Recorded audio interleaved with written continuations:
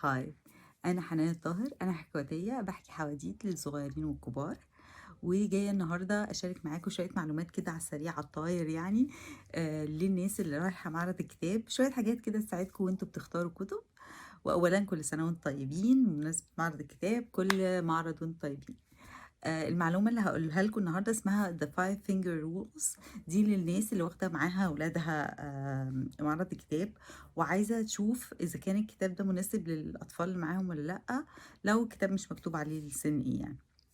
فThe Five Finger Rules دي بتقول للتالي: هنفتح أي صفحة في الكتاب، يعني أي حاجة جوه الكتاب كده، ونوريها لولادنا.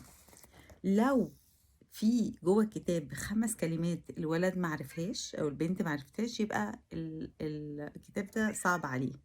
لو 4 يبقى أقل صعوبة، 3 معقول، 2 كويس، 1 يبقى سهل أوي بالنسبة له.